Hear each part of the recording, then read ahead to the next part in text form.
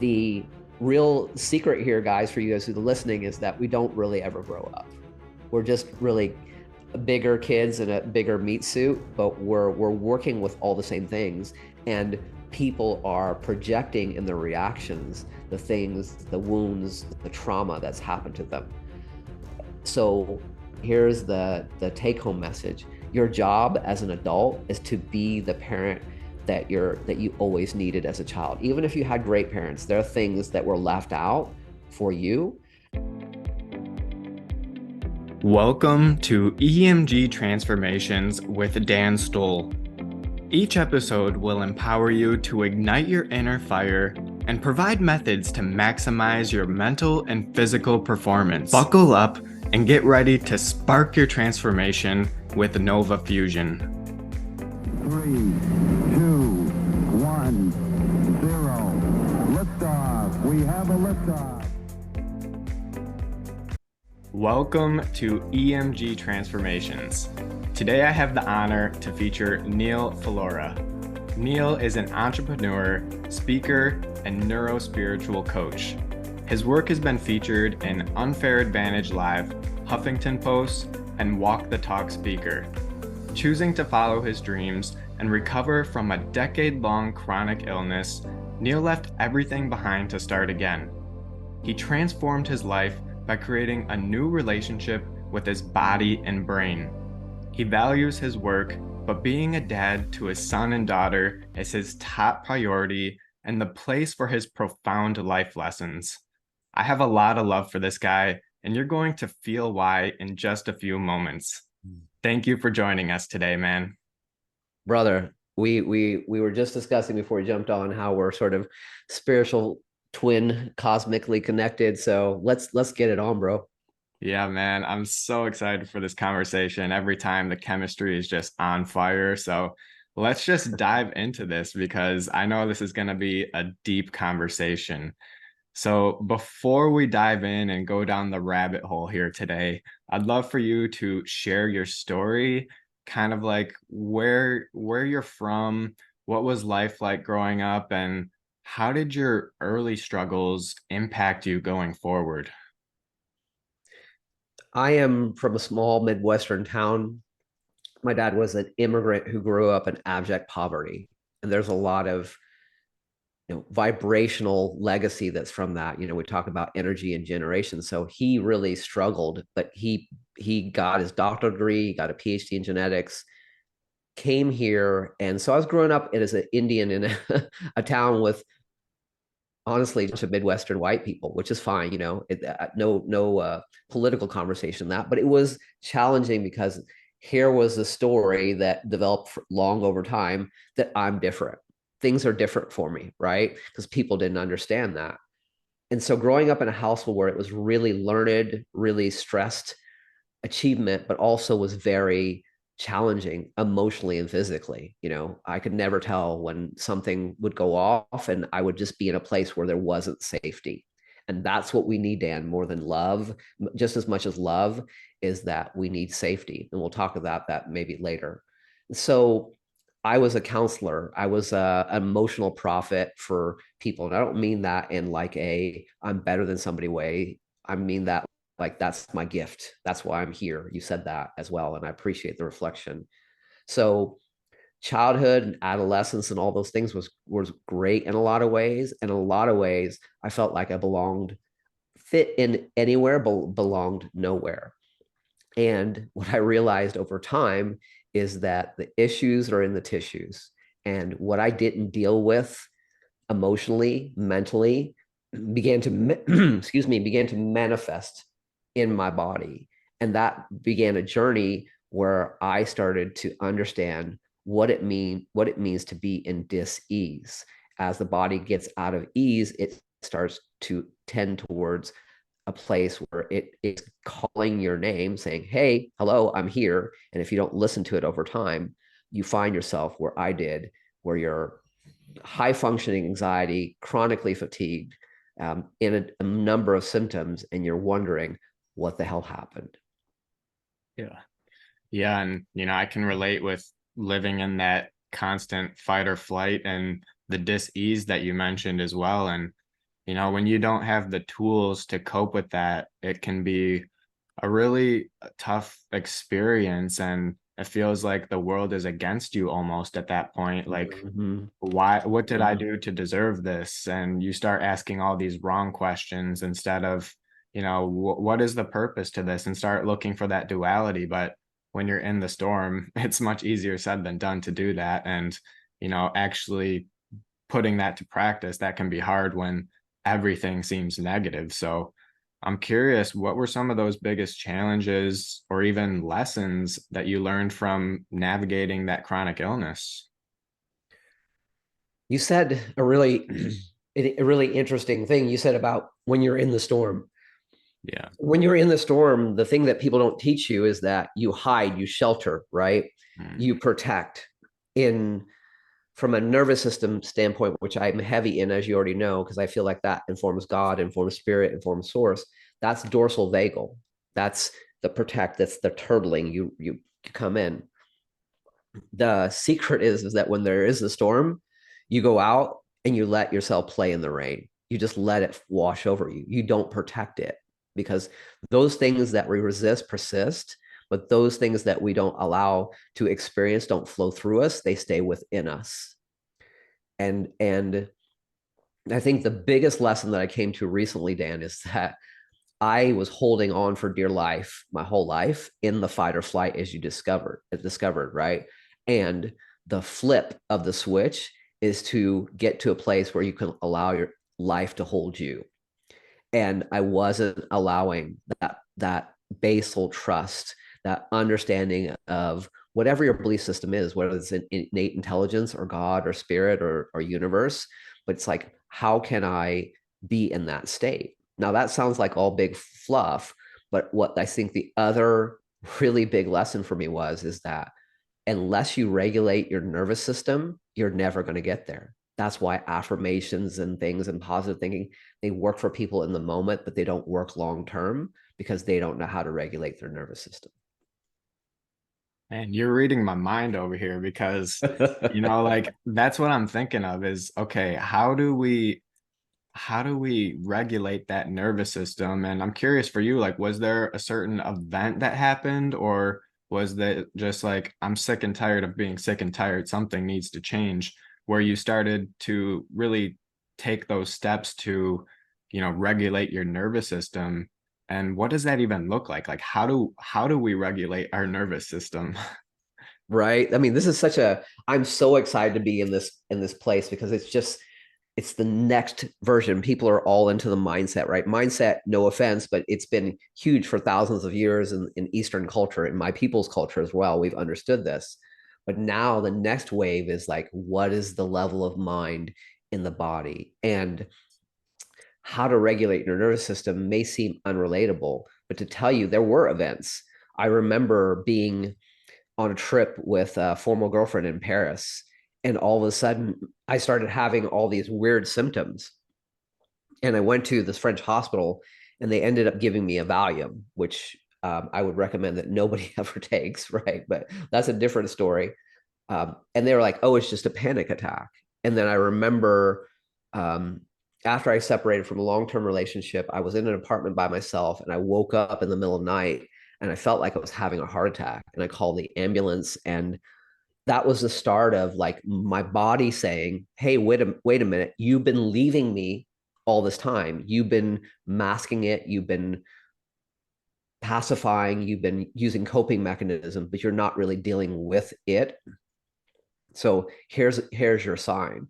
And nervous system regulation, anybody knows what it is, but we understand it academically, but we don't get it empirically, that when you have a body, it affects your mind. And when you have your brain, and when you have a brain, it affects your body, right?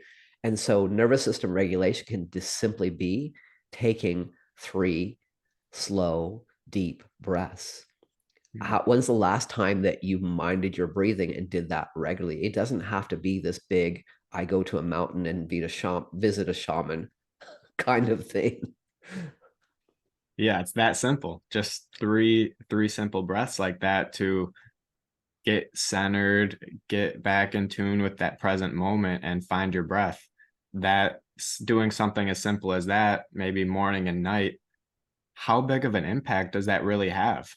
Because that seems so simple to people right now, but if you're really in that flight or flight, I know firsthand, like that can be a dramatic reset in a sense.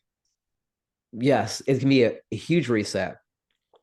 And what I will say is that because we're in fight or flight all the time, we have no really understanding that when you're a fish in water and you're bathing in this fight or flight all the time, how do you know that you're in that water? Right? Exactly. We don't have a frame of reference. It's like having a huge room in your mind that's been turned off for a long period of time. And when somebody flips on the switch, you're like, man, I didn't even know this was here. Right. So nervous system regulation, or the ability to do that, is the accumulation of small changes over time. It's a muscle. You would never eat a plate of broccoli and go, I'm healthy.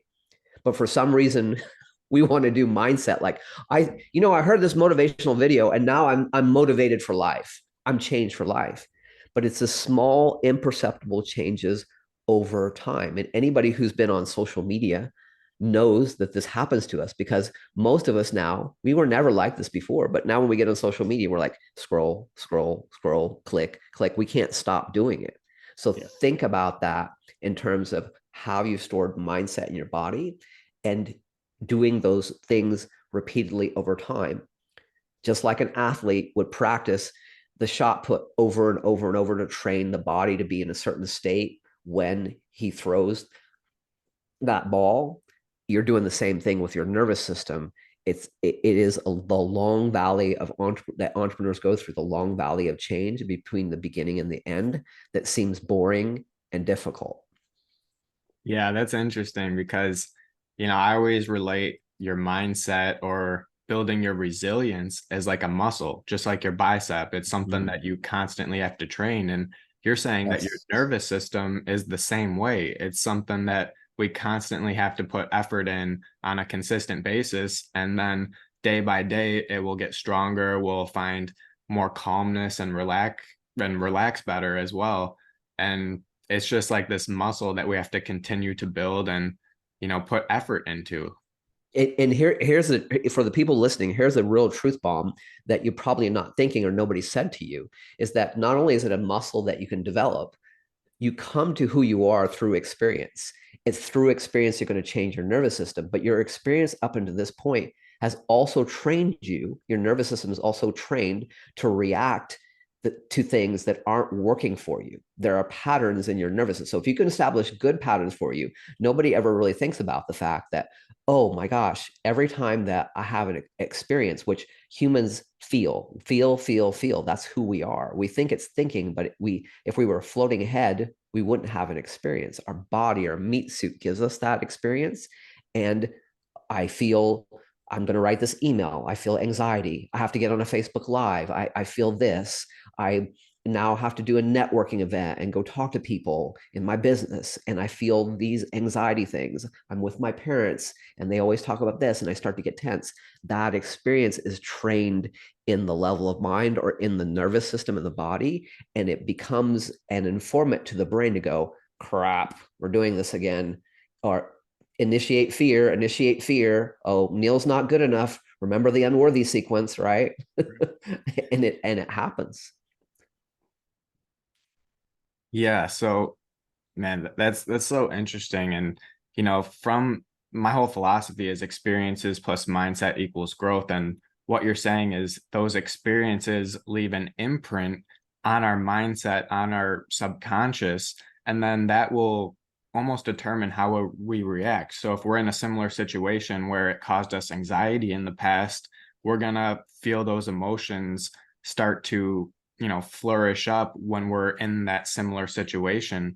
So I'm curious, like, how does someone shed off those beliefs and those feelings that don't serve them anymore, that are holding them back from their true potential and really coming from a place of fear?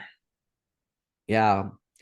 And that's a beautiful point that you made about sort of living in the past version of ourselves, right? Because we wake up and we're who we are. I mean, you know this because we follow some of the same people, but if 95% of how you're going to react in any situation by the age of 30 is already programmed. We're working from the unconscious brain.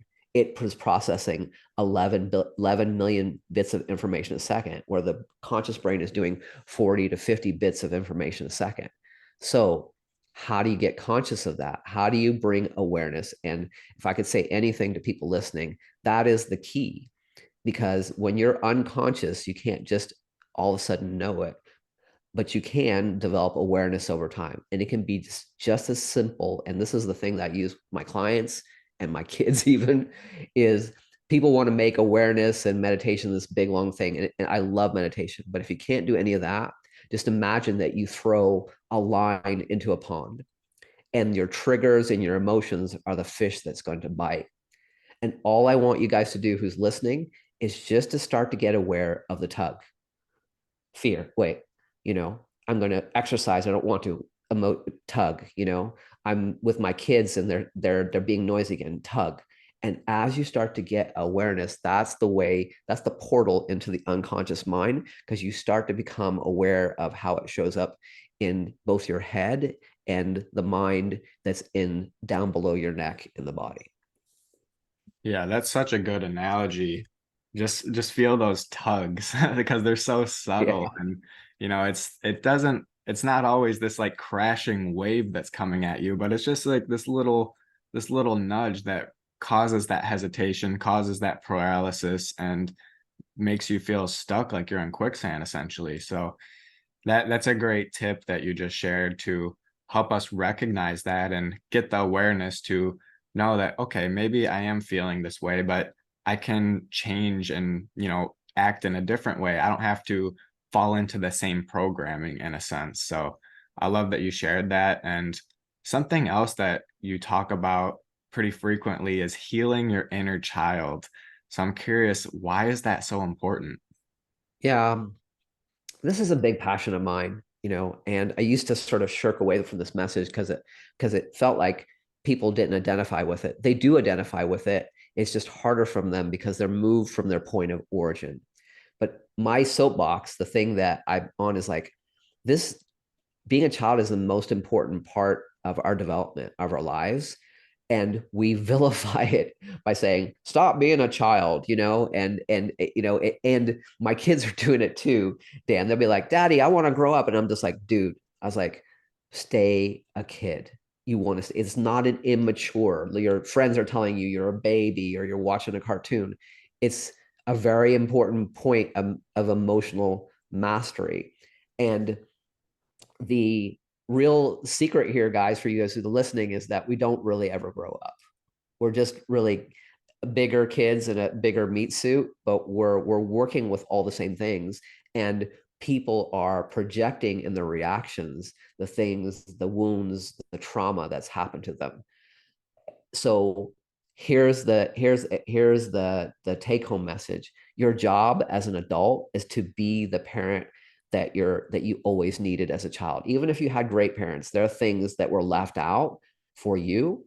And what I see in the parts work, when I do parts work with people, is that they just try to use positivity or male, alpha male, divine masculine to push through. But the divine feminine says, I'm going to see what's here for me. I'm going to ask it, why is this fear here? Why are you reappearing? What do you want me to know? What are you protecting me from? And then take that little part of his hand and do it with them. It keeps reappearing because you're leaving it and it's going, you left me again. Man, that's so powerful. Taking the hand of your inner child, that afraid, alone figure, and walking them through the pain and those tough times, and showing that you can get through it. You did get through it. Mm-hmm. That's a beautiful thing. And something else that you mentioned is, well, that really stuck out to me is like my why. And for me, it's, I grew up with an alcoholic father, and I never, my dad was always more of a friend than a father. And, now I want to start my own family and be that dad that I wish I had, and, Mhm. create and expand my family, because right now my circle's pretty small, and, I want to change that, and I want to be a grandpa one day. And, I just have these goals of creating this beautiful family. And, that is the thing that was missing deep down when I was a child. And that's the thing that I'm still searching for today. And, you know, going down through my life, like I'm 24 years old. Like that's a goal that I want to see in 10, 20 years. Like that's something I want to step into. And, that's something that's a beautiful thing to really go back and heal your child and go through those experiences and not shy away from them, because it's much easier to hold on to that vengeful emotions of, oh, they should have been this way, or they should have been that way, or they should have done Mhm. this. It's Mhm. no, we can't do that. Let's focus on the creation of where we're going now, because we can't change what happened in the past. We can only make steps forward. And the best way to do that is to go in a positive direction rather than living from the past, in a sense. Yeah, the men who are listening, who might have, because men traditionally, you know, only know how to express emotions when their team wins or they have an orgasm, right? Because we're not, maybe not as much as the new culture men, but there's still a lot of that pervasiveness out there. But it's like you wouldn't, if you're a protector of your family or a partnership or you're not going to leave somebody behind. Like a soldier, you're not going to leave somebody behind. You're not going to leave them in the battlefield. When you don't take care of your pieces and your parts, when you don't befriend your fear, as one of my mentors says, then we're leaving them behind. And in a war zone, which a lot of it is internally as we wrestle with things, you can't leave somebody behind like that. You got to take them with you, and so that there aren't more and more casualties as you go along. Hmm. Yeah, that's so powerful. And something that you mentioned earlier in the conversation that I want to bring back is, how those traumas and emotions really store in your body. That kind of goes with, regulating your nervous system and almost releasing them at that point, because if they're stored for so long, we kind of have to get them out at a certain point. So, how does that happen, and how can we release that? Yes. So we talked about this in your mastermind too. It's like, the level of people don't really see where understand the distinction between your brain and your mind. So if I ask you, hey, do you think that your body affects your emotions or affects your thinking? Most people are going to say yes, but they don't really see the idea that if we drink poison, is it going to affect your brain, your mind, or your body? I'd It was say going to all affect of them. Yeah. all of them, right? If we drink something poisonous, so why wouldn't we make the correlation that what we think and feel is going to affect all of them? And the mind, as we start to really understand it, as physicists are studying this now, is not just located in the brain, it's located sort of nondescriptly throughout. We can show this in transplantation studies where they take donor organs and transplant them into recipients, and all of a sudden they start having memories or unbelievable shifts in character that are statistically unbelievably similar to the donor, right? Over time we start to see this that happens, so we know that the level of mind is actually in the body. And athletes know this. That's why they train the mind so hard, because what we want to move from is a place where we're unconsciously incompetent to unconsciously competent. And that competency, we all know it. Anybody's listening here, when you were doing your best work, were you thinking about it or were you completely zoned out? How do you drive 30 miles and wake up on the highway and the freeway and go, oh my gosh, how did I get here? We've all had that experience. It's because there's a certain level of understanding and thinking that's in the body. So to release that, we can use, there are simple 1 to 3 minute techniques that we can use to basically help the body. Because if it's on the mind, it's in the body. But if we work on the body, we can bring it and release it out of the mind, not the brain, but the collective understanding of what happens in the mind. Mm. Yeah, and something that you mentioned was that flow state. Do you think that tuning into that also helps you release it? Because for me, like when I think of flow state, basketball is the first thing that comes to my mind. Is That's Hmm. always been like I'm like one with nature in a sense. Like I don't think about dribbling, I just do it. And that's always been my coping mechanism as well. Like from, those experiences with my father, when things were bad inside, I would just go outside and play basketball in the street and got my mind off of everything. So do you think having those flow state activities or just things that you love to do, is that kind of a way to help release and recenter? I do think so. And I think it's about playing harder inside the dream because we Mm, want our masculine goals. The divine masculine says we got to have this is push, shove, and get shit done, like that sort of thing. But we also understand that holding the container for being in the being in the play of our dreams helps us be in flow more and maybe releasing not the goal but how we get there. It's relinquishing a certain amount of control. And Dan, why don't people relinquish control? The number one thing that I actually teach entrepreneurs through fulfillment for more greater financial success is safety. Above love, we need safety. And when you don't have safety, when your nervous system dysregulated, which we talked about earlier, positive thinking isn't going to shift you getting there. Just like you and I both know, when you're in a chronic illness state, you can eat all the organic stuff you want, but if you're stuck in a fight or flight, it's not going to make a difference.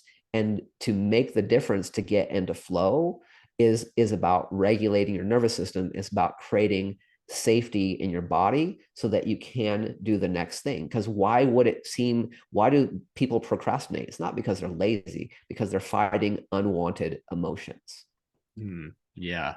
Yeah, let's talk about that safety too. Let's bring that back as well because I'm curious, like I feel like there's almost two types of safety. One in the internal where you have to fill your own cup first in a sense, but there's also external safety where that's like your environmental situation and just being in the right environment and priming yourself in that way. So, can you talk about the importance of safety and how we can have more of that security in our life? Yeah, and I do think so, and I think it is a simple part of working with your mindset, which I'm hoping people are getting is understanding it's not just in your brain, right? But the quality of life is going to be directly related to the quality of your questions. And I've found in the awareness conversation, the way to get more safety by working both top down, meaning from your brain, and bottom up, meaning from your heart or your body, is to start asking better quality questions. And it can come out a couple different ways. So you start to bring the nervous system down, but you can use tactical things on the body. But one mindset thing is to just go, you know, is what I'm feeling, is it true? Right? It's a process of inquiry. Yeah. And it may be true. I want you to answer it truthfully. And you may say yes. And then you say, do I absolutely know that it is true? We don't, can you absolutely say that it's true? And most of the time, if we're honest, we're saying no. And then you say, what is the reaction to my thought, to this thought? And then you start to understand the body, the level of mind of the body. And then you say, who would I be without this thought? And that's where, when in the A to B conversation, we start to bring an awareness of what it means to be B, because the shift happens more rapidly when we can stop being wherever we are, A, and embody, which that's what that word means, in the body, embody the physical representation of what B looks like. We start dosing our chemistry in our body to take on the frequency, the vibration, the spiritual alignment of B now. And that's where we start to understand how to shift this conversation rapidly. That's the accelerant for everybody's listening. You want the cheat code? That's the freaking cheat code. Yeah. Yeah, I've heard like the phrase be do have pretty frequently over these past few years. And, I've known it's important and I know the affirmations, but it's really that being. The first step to anything is you have to be it. And that comes with a deep sense of awareness and belief in yourself. And if you don't have that belief, if you're just kind of going through the motions, it's going to be much harder to get that result that you want or to become the person who you want to be.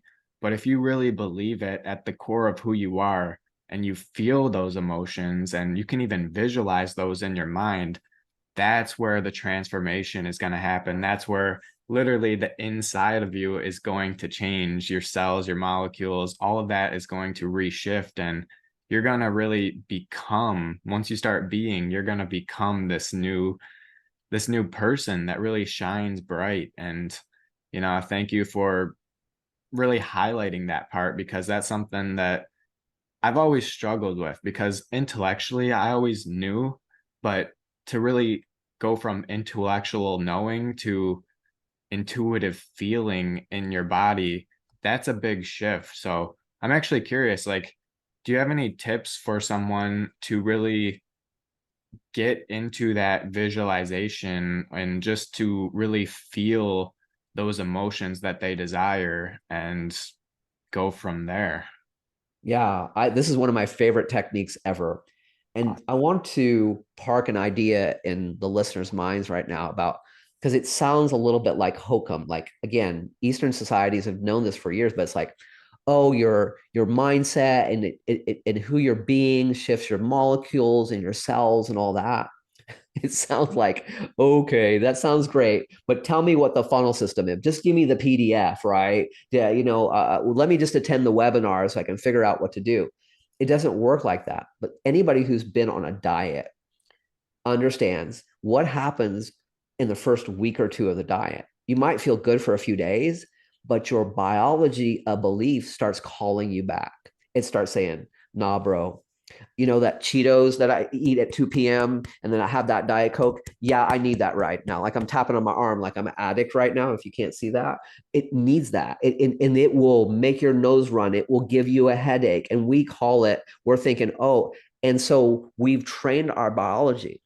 Anybody who's made a diet shift will tell you after they really made it for a sustained period, when they went back and ate the foods that they used to love, how do you feel, Dan? You know this. How do you feel when you eat the foods that you used to love? Yeah, not the same as it used to be. You feel like shit. You're Yeah, like, how did I eat this? Right. exactly. So that is what we're talking about. This vibrational, doing it differently and changing who you are vibrationally will change your biology. But here's the rub. You change faster energetically and spiritually.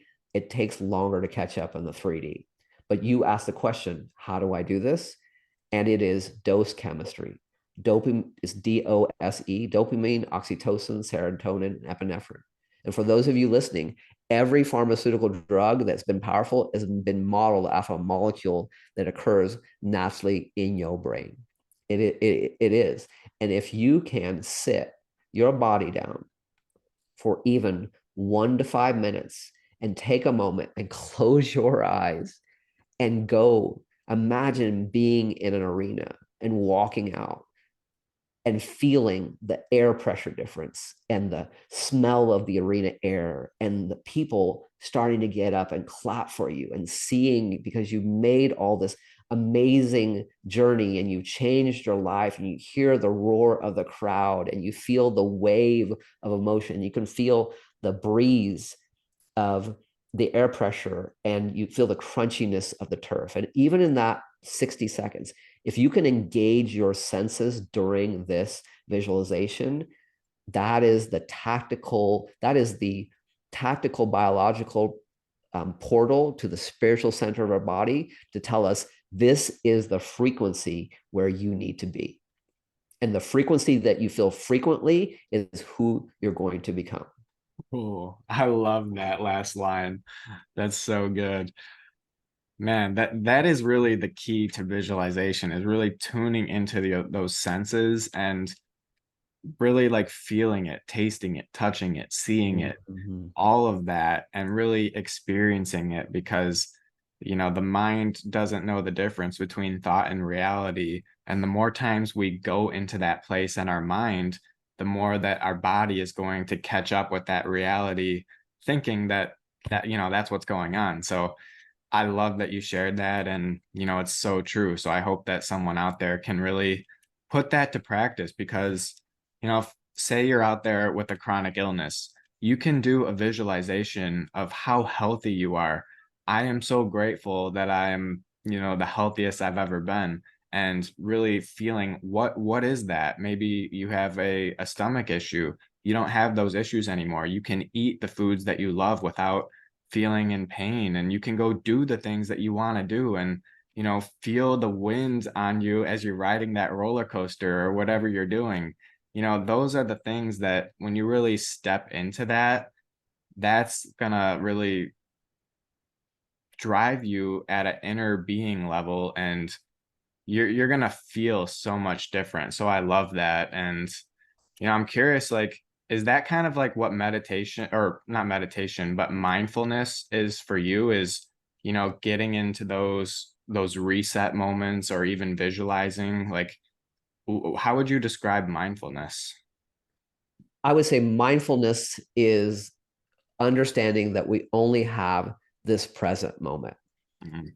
And that's where you can sometimes just, it's, I love to give people quick, easy tips because let's be honest, most people, we have so much resistance. And guys, the resistance comes not because you're lazy or you're not a good human being. This resistance comes because we're wired for average. Our body's wired for survival. It's not wired to go, I'm going to overcome this illness. I'm going to be an entrepreneur. I'm going to be a great speaker. I'm going to go help children in Africa and overcome all of their hunger and poverty issues. It's wired for safety. So it's little things that you can do. And so mindfulness is just presencing, looking around your environment like a toddler would. Like this is how they would orient. Oh, I see a ceiling. I'm looking at the bumps for the first time. I'm looking at my hand. I'm seeing this beautiful bumps on this glass cup that I have here. It's being in the present moment. And if you want to take it one further, any any beautiful moment that you have, if you can, I'm a big music dude. I think about things in terms of frequency and sound, everything. I'm weird. I'm like, I take physics and take it to a spiritual level. But it's like any beautiful frequency or moment that you have, it could be just as simple as you check this off your list. But how often would we go just take a moment and go, yes, and feel it, right? If you get off a phone and you have a short phone call and it felt good because the person's like, man, I appreciate you today. Just extend that for 30 seconds. And again, it's that repeat dosing that we don't understand. This starts to shift our frequency, that starts to shift our biology. And you wake up one day and you're like, man, things are just easier. Things are just easier. I used to do laughter yoga 5 to 10 minutes a day. I would just spontaneous laugh. And I'm telling you, when I did it, I would watch shows. I had more smiles on my face. I would laugh so much more at comedies because I had trained a different response in me over time. Wow, that's so good. And that's the thing. We can train ourselves. We don't have to be this stuck identity that are in the same habits. We can, do some things and, go into those meditations or do these little exercises like the laughter, like you just said, to become something new and feel these different emotions that we want to feel. Maybe we want to be happier. So that's something that you can do to tap into that frequency a little bit more. And the more you do it, the more you're just naturally going to wake up and, feel that way. And I also picked up like small acts of gratitude that you do. So like just feeling good about certain things. How Mm-hmm. big of a shift does that have on your mindset? It is unbelievable what it has on your mindset. I mean, and the reason that people can't be grateful is because it's not because we're spoiled human beings that don't know how to appreciate anything. It's because we've had so much practice protecting and being safe. And gratitude is a higher frequency. But they can show that I think it's 2 or 3 times 15 minutes a day can radically start putting new neural connections in your body. In fact, they did a study where they showed that certain levels of protective immune response ramp up huge by doing 15-minute gratitudes a day. Like we're talking about like big deviations in your blood work. And so what that means for you as a business person or as a person who has goals is that you have greater strength and resiliency to do stuff because you have to think about your mind, which is in the body and the brain, like a wall of a dam. and it can only take so many hits, right? It can only take so many hits. You've got to work on it to build it up so that it can hold tension.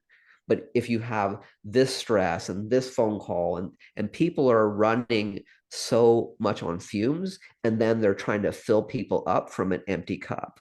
And gratitude is, to put it in a very, very sort of cliche way, it fills your cup up, guys. You got to fill your cup up. And your heart center, which we can show by science, beats differently when you're in gratitude. It was going to extend your life. And anybody out there that wants to live longer, I know I do, practice some freaking gratitude. Yeah.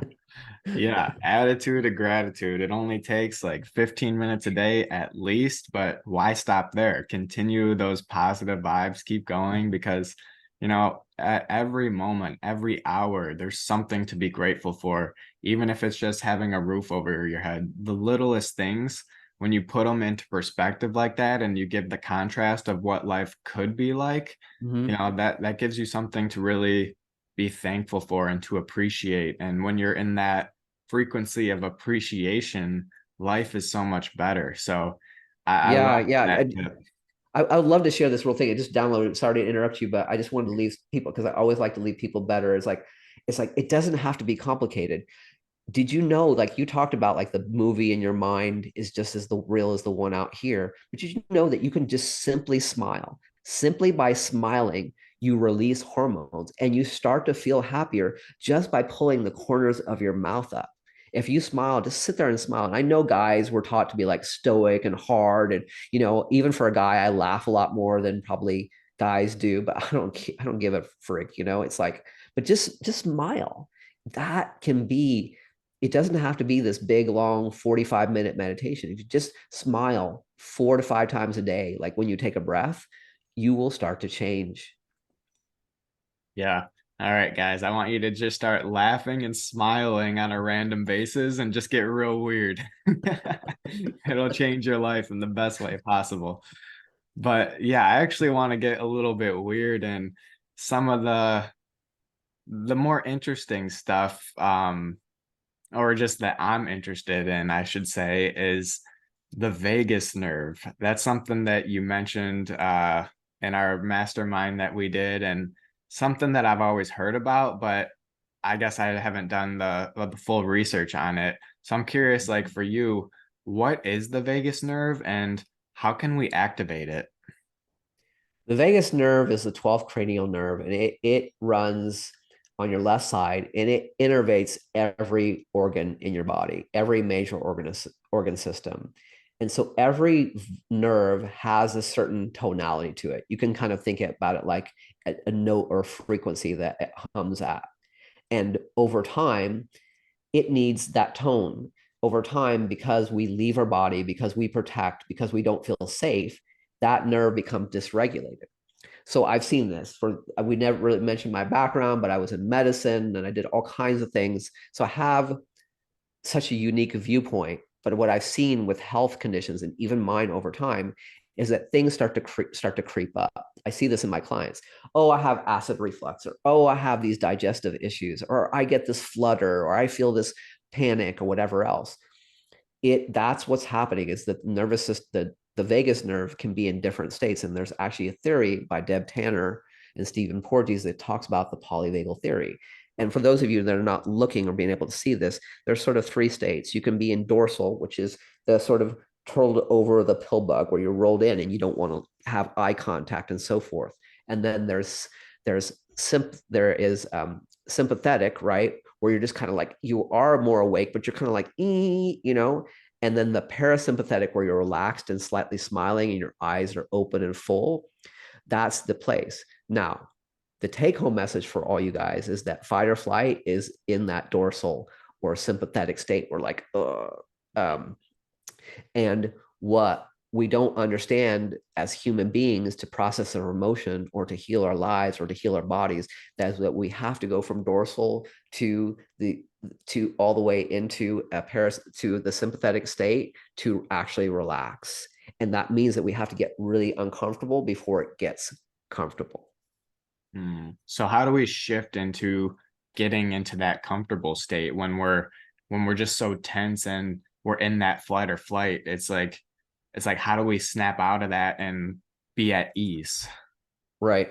Simple. I'll do it quick for you here. If you guys would just focus up, it's a very executable thing. People won't tell you this, but the most emotional muscle in your body is your heart. Most people would agree to that.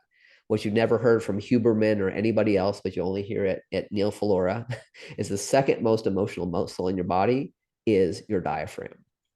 Because every emotion we have changes our respiration or how, and we notice over time that a lot of us are holding our breath. I would be so conscious of my breathing so many times because I grew up in the environment I'm not breathing. And that will change the tonality or recondition your vagus nerve. So there's a great technique called the physiological sigh. And we know this as kids. What at the end of when you were really crying a lot, what did you do at the end? You went like that because you were covering your nervous system. So if we just take a breath and like we're filling a cup and then fill it and then take another breath on top of that, and then the part about that is to sigh with a release as kind of long as possible. That cues your nervous system that it's time to release. And just doing 2 or 3 of those, I promise you guys, 2 or 3 of those can just have such an unbelievable dramatic effect. But you've got to do it with your heart into it, not like you're struggling, but just like really let go and just do and just let it go as elongated as you can with a little bit of sound. If you're by yourself, make the sound bigger, right? Because we know that if we sometimes we're like, we do that, we're like, because we're stressed out. But if you really are purposeful about it, man, bro, it is volcanic what it can do for your life. Yeah, and it's like, how bad do you guys really want it? Because if you really want to get out of that state, you can by applying that tool that Neal just described. And you just have to be purposeful with it and really believe that this can do it, and not just brush it off like, oh, I've tried other things before, what's this breath gonna do for me? Actually put this to practice. And I've done something similar. So I know that, these breath works are very powerful, and they do help, reset your nervous system and get you to that place of feeling at ease, which is a much better place than dis-ease. So let's definitely put that to practice when you guys are feeling anxious, stressed out, or just in that tense flight state. Let's just calm down, come back to center, take a few breaths, and see how we feel afterwards. And I hope that can make an impact on you guys going forward. Another thing that you talk about is the quantum. And it's actually funny because as like a 12-year-old kid, I would go to sleep listening to YouTube videos that are like 12 hours long, just talking about quantum physics. And like, I was just always so interested in that field, and like just the possibilities of physics, and just like it interested me so much. So I'm curious, like, can you explain what the quantum is for someone hearing that term for the first time, and how can they make a quantum leap in their life? Man, this is a whole separate podcast, Dan. Man, it's like you just opened up a can of worms. Oh, we're sorry. Today's episode is going to be 3 hours long. No, no, no. I'm not going to do that to anybody here. But man, we are spiritual brothers. So from an eight, I just remember was with a college kid, and he started talking to me about timelines and all this, and I just started entering the conversation, and I could see the look on his face. He's like, he didn't expect me, and there was some intuitive nature about feeling one with everything around me. I've had those feelings, or watching Star Wars for the first time and just knowing there's some truth to that, right? Because physics can show that we're not in empty space. This is actually energy that's all around us. But let's make it a little more palatable, because what we can say is that particles have some innate intelligence. And any high level physicist will tell you that that is true. In fact, there are people who are working on the physics of consciousness. Why do if you put a light in a room with a plant and you let that light randomly shine by a random number generator in any 4 corners, that it starts to spend more time where the plant is over time? Why why I remember being in physics in college, and I was the only one to stand up and like be floored by this. They talk about like particles that the subatomic particles that change their properties in the presence when they're being observed. So what we're saying basically is that we are frequency. Everything about you is frequency.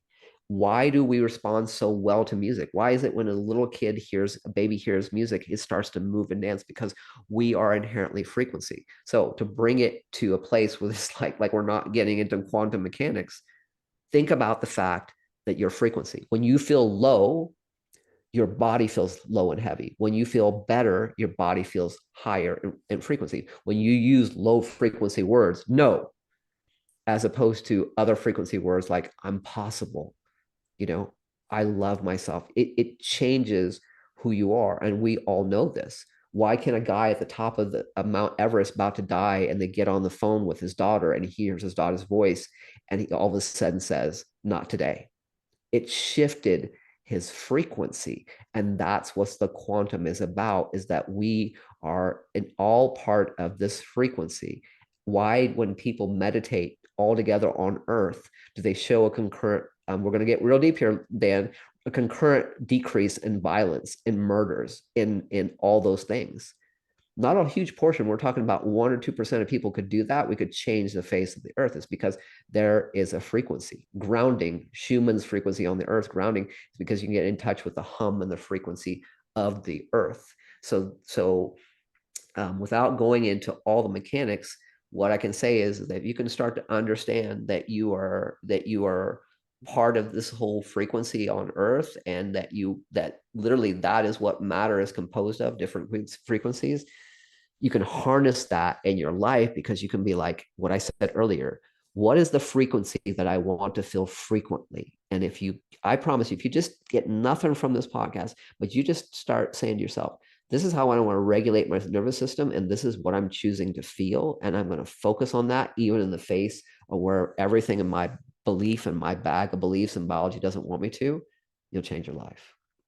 Man, that is so good. And I'm not even going to follow that up because I just want people to really absorb that and even run it back, because that is some high level information that can really change your life. And if you're hearing it for the first time, definitely run that back, because there's going to be some gems in there that you can absorb and apply to your life and live at a new frequency. So thank you for sharing that. We'll definitely bring you back and explore more of the quantum and get real deep for you guys. But man, we are running out of time over here. So I got one last question before we wrap things up. Thank you so much for being here with us today. It's been a great conversation. If you could go back in time and give advice to your younger self when you were sick, alone, afraid, and just struggling the most, what would you say to him? Yeah, a little bit of pregnant pause here. Let me think about that. I would say understand that you're held. Understand that you are the answer. Understand that the belief in yourself is the most important thing, that you are absolutely the answer. The answer is not external, it's internal. That you're here not because you're being punished, whatever your circumstances are, you're here because we're supposed to be held in the tension of the beautiful and the brutal, contrast of beautiful and brutal opposites. And it's okay to feel it, because it's not going to last. It's not going to last. This is not forever. It's having the temperament for the temporary. But I saw my circumstances forever, and the more that I saw it forever, the deeper I went into a spiral of things. It absolutely is temporary, but you have to have faith. You have to have faith. Gratitude is for the present and faith is for the future. And holding on to those two ideals will let life hold you instead of holding on for dear life. That is so powerful, man. Thank you for sharing that. And yes, always have faith over fear, and you can always do more than you think. And that is just never give up on yourself, guys. Like we've had our dark spots, and there was points where we couldn't see any light at the end of the tunnel, but there is light, and Neal is a testament that you can get through those dark days, even if it's just one step a day, even if it's that slow of a progress. Don't give up, because there's resources out there, there's techniques that you can do like we've shared in this episode, and we're here for you guys as well. So keep pushing forward. And that was just such a beautiful message, so thank you for that, man. This has Yeah, been brother. an impactful conversation. Let us know how we can support you now. Let us know, like, if you got anything going on, any programs like that, or just like what you're looking forward to, so we can get involved. I'm a man on a mission. I'm here to help people Yeah. understand the next evolution of mindset, where I want people to understand their limitless potential and get out of fight or flight and live your dreams. So I'm somebody who's really earnest about showing people that the path of fulfillment can create sustainable and greater finances. If you want to follow me at Neal Phalora, that's my Instagram handle. That's my website. Come sign up on my website. I have an amazing revolutionary program where we're going to have a container where we do this work together. And the difference is, you guys have already known it, we're going to do the mindset from top down and bottom up, and we're going to learn things quickly and practice them more. A lot of mindset sometimes is a lot of listening and theoretical, but I want people to go out and live it and then report back, and we share experiences, and then we get the next assignment and we go do it, because you only understand your value in relationship to other things and other people. And we're here to have our experience. And so, yeah, follow me on Instagram or go to my website and sign up. There's more information coming on my program, my newsletter. I'd appreciate you. Yeah, you guys aren't just getting the information, you're getting the implementation, and that's going to spark your transformation. And Neal is the real deal, so definitely go check him out and everything that he's got going on as well. So Neal, thank you for being vulnerable to share your story with us today. Your words move through screens and speakers that go straight to the heart. Your energy is a gift that shines light on everyone around you, and I'm grateful to have you in my circle. Thank you for sharing your wisdom with us today. Pleasure's mine, brother. Let's do it again. Of course. Transform your health and life with the Nova Fusion 21-day Wellness and Resilience Challenge.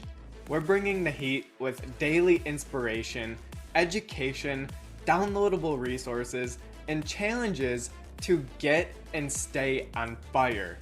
You're not going to want to miss this epic experience with us as we stack massive momentum, develop strong bonds, and create lasting lifestyle changes together. It's time for you to get in the room, ask advice from gladiator guest speakers, realize your untapped potential, and spark your transformation. The insights, the powerful tools, the lessons, the challenges in this program will truly transform your life. I believe in these practices so much that I guarantee results or your money back, so you have nothing to lose and everything to gain. So what are you waiting for? I would love to invite you to our next challenge, where we will discover the world's best wellness and resilience practices for staying mentally and physically fit for a lifetime. It's everything you need to get an unstoppable edge against the competition, and there are limited spots available. Let's spark your transformation together. I'm excited to see you and grow with you on the other side. Thanks for tuning in to this episode of EMG Transformations. You never know how one valuable insight can make such a big impact. Please leave a 5-star review if this episode had a positive impact on you. And don't be shy to screenshot and share episodes on social that you found helpful, so we can spread the message and make the world a better place. You never know who may need to hear and the impact it has on them too. We're only scratching the surface. There's so much more to learn. Subscribe and stick around to manage stress, improve your health, and create lasting lifestyle changes. We'll see you next time on EMG Transformations.